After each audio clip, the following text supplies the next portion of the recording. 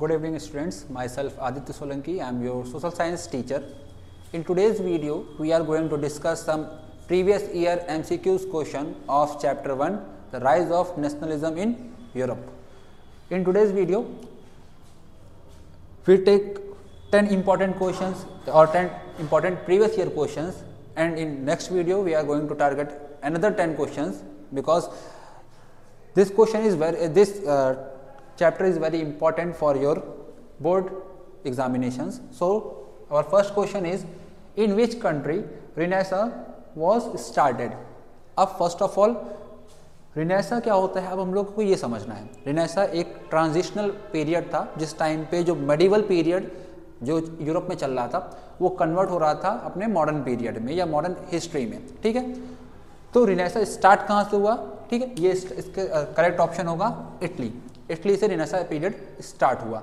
ठीक है, second question क्या है, what type of state was France in 1789? कि 1789 में, अब 1789 का मतलब हो गया है कि जो आपका फ्रेंच रिवॉल्यूशन हुआ उसके पहले की बात कर रहा है ये। ठीक है, तो 1879 के पहले फ्रांस कौन सा स्टेट था? ठीक है, तो आपको पता है कि अनलिमिटेड मोनार्की। अब अनलिमिटेड मोनार्की का मतलब क्या हो गया? Absolute monarchy.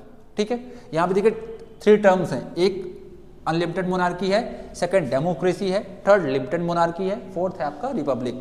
तो अनलिमिटेड मोनार्की क्या मतलब होता है? एब्सोल्यूट मोनार्की, और लिमिटेड मोनार्की का मतलब होता है कॉन्स्टिट्यूशनल मोनार्की।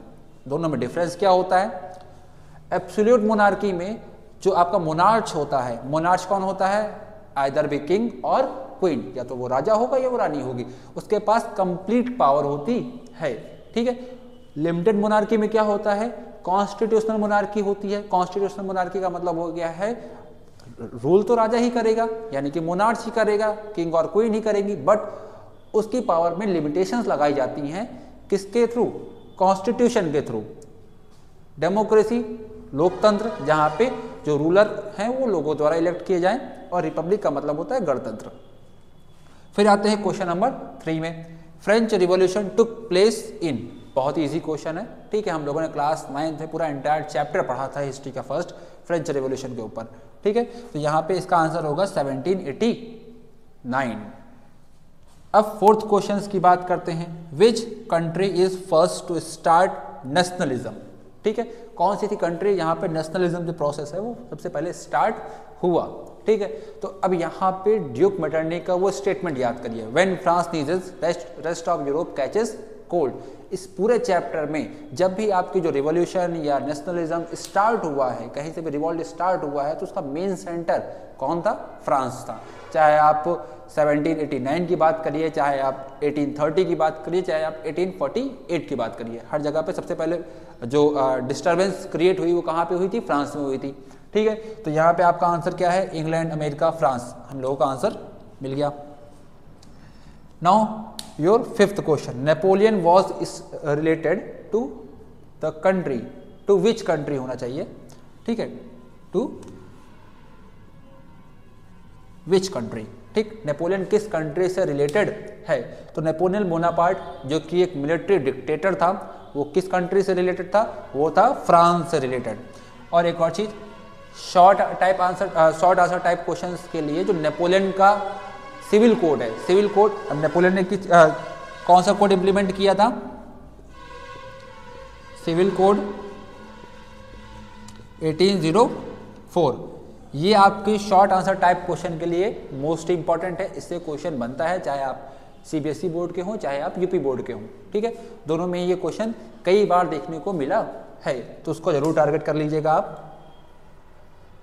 नेपोलियन की बात आते हैं क्वेश्चन नंबर 6 पे, Who said when France needs rest of Europe catches cold? ठीक है, अब इसको अभी हम लोगों ने कौन से क्वेश्चन में डिस्कस किया था? हम लोगों ने डिस्कस किया था क्वेश्चन नंबर 3 में। ठीक है, तो ये स्टेटमेंट किसके द्वारा दिया गया था? ये स्टेटमेंट दिया गया था मेटरनिख के द्वारा। किसके द्वारा? मेटरनिख के द्वारा। मेटरनिख का फुल नेम क्या है? Duke Metternich. अब ड्यूक मेटरनिख रिलेटेड किससे हैं? एक क्वेश्चन बनता है कि भाई ड्यूक मेटरनिख का रिलेशन किस चीज से है, या कौन सा ऐसा इवेंट है जिससे ड्यूक मेटरनिख रिलेटेड हैं? तो जो ट्रीटी ऑफ वियना हुई थी, ट्रीटी ऑफ वियना जो कि 1815 में हुई थी, जब जिस टाइम पे नेपोलियन बोनापार्ट हारा था। नेपोलियन बोनापार्ट हारा किससे था? ये भी क्वेश्चन बन जाता है।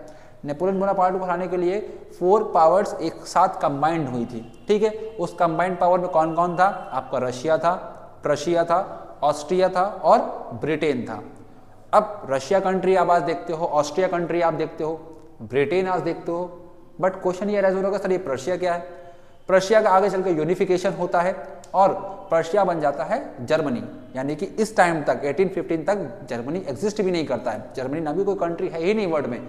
जर्मनी का जब पर्शिया का यूनिफिकेशन होगा, कौन करेगा पर्शिया का यूनिफिकेशन? बिस्मार्क करेगा, ठीक है, जिसको हम लोग कहते हैं आर्किटेक्ट ऑफ जर्मनी कौन है, या यूनिफिकेशन ऑफ जर्मनी का आर्किटेक्ट कौन है? बिस्मार्क है, ठीक है। तो मेटरनिक ने जो ट्रीटी ऑफ वियना थी, ठीक है, जो कि ऑस्ट्रिया में हुई थी, उसको होस्ट किया था। अब ये आपके 6 ऐसे क्वेश्चंस हैं जो कि प्रीवियस ईयर क्वेश्चन पेपर में आपको देखने को मिले हैं। अब हम लोग पूरी वीडियो में, एंटायर वीडियो में जितने भी हम लोगों की सीरीज चल रही है उसमें हम लोग एमसीक्यूज को क्यों ही डील कर रहे हैं, क्योंकि आप लोगों को पता है कि 20 एमसीक्यूज का जो पैटर्न है, ठीक है, एमसीक्यूज में आपको ओएमआर शीट को फिल करना होता है। ओएमआर शीट काफ़ी केयरफुली आपको फिल करना है, क्योंकि ओएमआर शीट कोई मैनुअल पर्सन चेक नहीं करेगा, मैनुअली वो चेक नहीं होगी, वो आपकी मशीन्स के थ्रू चेक होगी, ठीक है। तो अगर आपने वहाँ पे हल्की सी भी मिस्टेक कर दी तो भी वो मशीन आपको उस आंसर को गलत ही रीड करेगी, ठीक है। तो आप एकदम मेक श्योर हो जाइए और अपने जो 20 एमसीक्यूज हैं उनको हम लोगों को टारगेट, एमसीक्यूज टारगेट करना इसलिए ईजी होता है क्योंकि अगर आपको फैक्ट, आपने सारे क्वेश्चंस पढ़े होंगे, ये ज़्यादा टाइम टेकिंग भी नहीं है कि आपको कोई लॉन्ग आंसर प्रिपेयर करना है, कोई फैक्ट प्रिपेयर करने, ठीक है। स्पेलिंग मिस्टेक्स का भी कोई प्रॉब्लम नहीं है, ठीक है, ग्रामेटिकल एरर की कोई प्रॉब्लम नहीं है, बस आपको आंसर टिक करना है, ठीक है, ये आपको सर्कल ब्लैक करना है। तो इसी वजह से जो एमसीक्यूज का पोर्शन है वो हमेशा इंपॉर्टेंट होता। 6 क्वेश्चन हम लोग कंप्लीट हो चुके हैं। अब हम लोग 7th क्वेश्चन की तरफ आते हैं, ठीक है। एज आ कॉन्सिक्वेंसेस का मतलब हो गया है रिजल्ट या outcome of French revolution of 1848।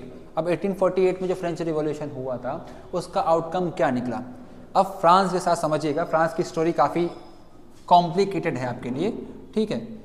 1815 की अगर बात करें, 1815 के पहले की अगर बात करें तो यहाँ पे डिक्टेटरशिप चल रही थी। क्या चल रही थी? डिक्टेटरशिप, ठीक है। 1815 से लेके 1830 तक यहाँ पे चली है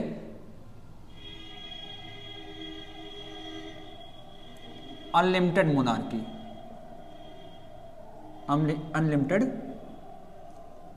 मोनार्की। फिर 1831 में हुआ था जुलाई रिवॉल्यूशन, ठीक है। 1831 के बाद से लेकर 1848 तक यहाँ पे चली है कॉन्स्टिट्यूशनल मोनार्की। क्या चली है? Constitutional monarchy. फिर 1848 के बाद फिर जो रिवॉल्यूशन हुआ था उसके बाद फ्रांस जो था वो रिपब्लिक बन गया। क्या बन गया? रिपब्लिक, ठीक है। तो इस डेट को थोड़ा सा ध्यान में रखिएगा, इस पूरे चैप्टर में किस तरीके से स्टोरी चली है। 1815 के पहले जब नेपोलियन बोनापार्ट रूल कर रहा था तब तो डिक्टेटरशिप थी, मिलिट्री डिक्टेटरशिप। क्यों? क्योंकि मिलिट्री कमांडर था भाई आपका नेपोलियन। फिर 1815 में नेपोलियन हारता है बैटल ऑफ वाटरलू में, ठीक है। ट्रीटी ऑफ वियना होती है, फ्रांस में जो मोनार्की थी फिर वो रीस्टेब्लिश की जाती है, ठीक है। और लुइस फिलिप को मोनार्च बनाया जाता है। तो 1815 से लेकर 1830 के बीच में जो 15 ईयर का टाइम पीरियड था, ठीक है, या 16 ईयर का टाइम पीरियड था बिफोर जुलाई रिवॉल्यूशन, फ्रांस में क्या चल रहा था? फ्रांस में चल रहा था आपकी अनलिमिटेड मोनार्की या एब्सोल्यूट मोनार्की, ठीक है। 1830 से लेकर 48 के बीच में, जब 1830 में जब आपका जुलाई रिवॉल्यूशन होता है, जब एज ऑफ रिवॉल्यूशन में हम लोग पढ़ते हैं जुलाई रिवॉल्यूशन, ठीक है, तो वहाँ पे फ्रांस क्या बन गया था? कॉन्स्टिट्यूशनल मोनार्की, ठीक है। फिर 1848 में फ्रांस क्या बनता है? फ्रांस बन जाता है रिपब्लिक, ठीक है। आपका 7th क्वेश्चन हो गया। 8th क्वेश्चन पे आते हैं। Whose role was main in the unification of Germany? Unification of Germany से रिलेटेड कोई भी क्वेश्चन ऐसा बनता है कि किसका रोल मेन है, कौन आर्किटेक्ट है, ठीक है, तो आपको, या hero of unification of Germany, इस तरीके से क्वेश्चन बनता है तो आपको ओटो वॉन बिस्मार्क को टिक करना है, ठीक है। बिस्मार्क ने ही पूरा यूनिफिकेशन कंडक्ट कर लिया था, जो कि 7 ईयर का टाइम लिया था, और 1871 में जो आपका पर्शिया था वो जर्मनी बन जाता है। चलिए next question. Otto von Bismarck, same question है। Otto von Bismarck was related to be country named, किस कंट्री से ये बिलोंग करते हैं किस कंट्री से रिलेटेड है, तो अभी हम लोगों ने पढ़ा है कि यूनिफिकेशन किसका किया था इन्होंने, जर्मनी का। तो जाहिर सी बात कहाँ से रिलेटेड होंगे, जर्मनी से ही रिलेटेड होंगे। ये हम लोगों का नेक्स्ट क्वेश्चन है, question number 10। Who among the following was proclaimed as the German emperor in 1871। अब 1871 अभी हम लोगों ने इससे प्रीवियस वाले क्वेश्चंस में डिस्कस किया था ओटो वॉन बिस्मार्क में कि यूनिफिकेशन कब डेट हुआ था जर्मनी का, 1871 में। अब प्रॉब्लम यहाँ पे आती है, जितने बच्चों ने डीप में चैप्टर नहीं पढ़ा है उनको समस्या कहाँ पे आती है, उनको लगता है कि बिस्मार्क, ओटो वॉन बिस्मार्क जो कि मेन हीरो थे यूनिफिकेशन के, वही मोनार्च बनेंगे, बट ऐसा नहीं है। ओटो वॉन बिस्मार्क एक मिलिट्री कमांडर थे बस, उससे ज़्यादा नहीं। मेन मोनार्च जो था वो था विलियम फर्स्ट, यानी कि यूनिफिकेशन का ऑर्डर किसने दिया था, विलियम फर्स्ट। जो जर्मनी एक नेशन स्टेट के तौर पर उभर के सामने आया, उसका मोनार्च कौन था, विलियम फर्स्ट। तो यहाँ पे आपका आंसर क्या होगा, विलियम फर्स्ट। अब विलियम सेकेंड नाम का कोई भी पर्सन नहीं है पूरे चैप्टर में, वो सेम ऑप्शंस क्रिएट करने की कोशिश की गई है। अब फ्रेडरिक विलियम फोर्थ ये पर्सन थे। पहले जिस टाइम पे हम लोगों की फ्रैंकफर्ट पार्लियामेंट हुई थी 1848 में, जो कि एक फेल अटेम्प्ट था यूनिफिकेशन ऑफ जर्मनी का, जिसमें 831 मेंबर्स थे फ्रैंकफर्ट पार्लियामेंट में। फ्रैंकफर्ट पार्लियामेंट के ऊपर शॉर्ट नोट बन जाता है, आप इसको जरूर कवर कर लीजिएगा। फ्रेडरिक विलियम फोर्थ उस टाइम पे मोनार्च थे। एक और चीज़ अब आपको दिमाग में ये स्ट्राइक कर रहा होगा, सर ये तो समझ में आ गया कि हेरिडेटरी रूल चलता है कि पहले विलियम फर्स्ट आएंगे देन विलियम सेकेंड आएंगे। पर यहाँ पे क्या दिक्कत है, विलियम फोर्थ पहले थे फिर विलियम फर्स्ट आ गए। प्रॉब्लम कहाँ पे आई, देखिए ये विलियम है, प्रोनाउंसिएशन लगभग सेम होता है बट ये विलियम है फोर्थ है, ठीक है, और ये विलियम फर्स्ट, यानी कि यहाँ पे जनरेशन जो है वो चेंज हो रही है, ठीक है। तो पहले विलियम फोर्थ थे फिर विलियम फर्स्ट आए, यानी कि 1848 में जब फ्रैंकफर्ट पार्लियामेंट चल रही है तब मोनार्च कौन था पर्शिया का, फ्रेडरिक विलियम फोर्थ। लेकिन जब यूनिफिकेशन के टाइम पे कौन था, विलियम फर्स्ट। अब हम लोग आते हैं अपने नेक्स्ट क्वेश्चन की तरफ, क्वेश्चन नंबर 11।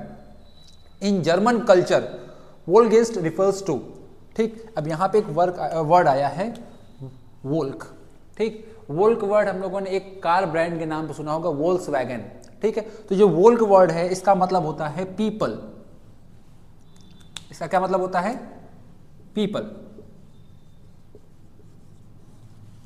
अब यहां पे अगर केवल वोल्क लिखा होता, ठीक है, तो हम लोग किसको टिक करते, कॉमन पीपल को, बट यहाँ पे वोल्गिस्ट है। वोल्गिस्ट का मतलब होता है spirit of nationalism, spirit of nationalism, यानी कि नेशनलिज्म की जो स्पिरिट है। तो यहाँ पे नेशन से रिलेटेड कौन सा ऑप्शन है आपके पास, फर्स्ट ही ऑप्शन आपको नेशन मिल जा रहा है, तो यहाँ पे करेक्ट ऑप्शन क्या होगा, नेशन। ध्यान दीजिएगा, यहाँ पे अगर केवल वोल्क लिखा होता तो हम लोग कॉमन पीपल लगाते, वोल्किस्ट लिखा हुआ यानी कि स्पिरिट ऑफ नेशनलिज्म, तो वो आपका आंसर क्या होगा, नेशन। अब next question number 12। The unification of Italy was done under the leadership of Italy. Italy की यूनिफिकेशन में 3 लोगों ने या 3 ऐसे पर्सन थे जिन्होंने एक अहम रोल प्ले किया। पहले थे ड्यूक मेटरनिक नहीं, ग्युसेप्पे मज़ीनी, ठीक है, ये एक रिवोल्यूशनरी थे। सेकंड नंबर पे कौन था, कैवियोर। थर्ड नंबर पे कौन था, आपके ग्युसेप्पे गैरिबल्डी। अब हम लोगों ने जब यूनिफिकेशन ऑफ इटली पढ़ा था, ठीक है, यूनिफिकेशन ऑफ इटली में हम लोगों ने ये पढ़ा था कि जो नॉर्दर्न स्टेट्स था, या आप कह सकते हो कि नॉर्दर्न पार्ट था इटली का, ठीक है, उसको यूनिफाइड करने का काम किसने किया था, उसको यूनिफाइड करने का काम किया था कैवियोर ने। और जो सदर्न एरियाज था, यानी कि जो आप बर्बन फैमिली ऑफ स्पेन पढ़ते हो, या जिसको हम लोग किंगडम ऑफ 2 सिसिलीज भी कहते हैं, उसको यूनिफिकेशन का काम किसने किया था, गैरिबल्डी ने। बट जब भी हम लोग लीडरशिप की बात करेंगे, ठीक है, तो लीडरशिप में हमेशा हम लोग प्राइम मिनिस्टर कैवियोर का ही नाम लिखेंगे, ठीक है, क्योंकि इनकी पोस्ट जो थी वो गैरिबल्डी से ज़्यादा बड़ी थी, ठीक है, और इन्होंने ज़्यादा एरिया अपने अंडर में अपने इन्फ्लुएंस से अपने अंडर में किया था, या कह सकते हो कि इटली में यूनाइट किया था, ठीक है, गैरिबल्डी के कंपैरिजन में, ठीक है। तो यहाँ पे दोनों लोगों ने, यानी कि गैरिबल्डी ने और कैवियोर ने, दोनों ने ही रोल प्ले किया। बट जब हम लोग लीडरशिप की बात करेंगे, ठीक है, तो हम लोग कैवियोर को ही टिक करेंगे। ये रही आपकी 12 क्वेश्चंस की वीडियो। अब जो नेक्स्ट वीडियो बनेगी उसमें भी हम लोग 12 MCQs टाइप क्वेश्चंस को कवर करेंगे, जिससे कि हम लोग इस एंटायर चैप्टर से जितने भी प्रीवियस ईयर क्वेश्चंस बने हैं, ठीक है, उसको हम लोग टारगेट कर पाए। सेम सीरीज़ आपके अदर जो चैप्टर्स हैं, जैसे कि आपका नेशनलिज्म इन इंडिया और आपके जितने भी चैप्टर्स हैं, बाकी जो आपके 22 चैप्टर बचते हैं, ठीक है, उसमें भी हम लोग आपके जो MCQ टाइप क्वेश्चन है उसको टारगेट करेंगे।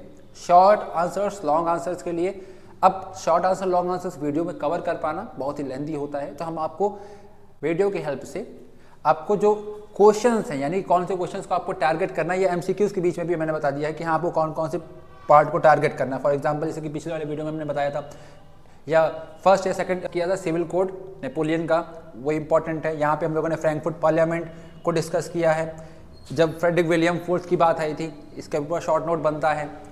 और इसके पहले जो हम लोगों ने क्वेश्चन से बात की थी, उसमें हम लोगों ने डिस्कस किया था कि 1830 का जो एज ऑफ रिवॉल्यूशन था, उसमें 3 इवेंट्स हुए थे, उसमें हम लोगों ने जुलाई रिवॉल्यूशन की बात की थी, उनको भी आप टारगेट कर लीजिएगा, जो कि आपके शॉर्ट के लिए और लॉन्ग के लिए बेनिफिशियल होंगे। आज के वीडियो के लिए इतना ही, थैंक यू वेरी मच।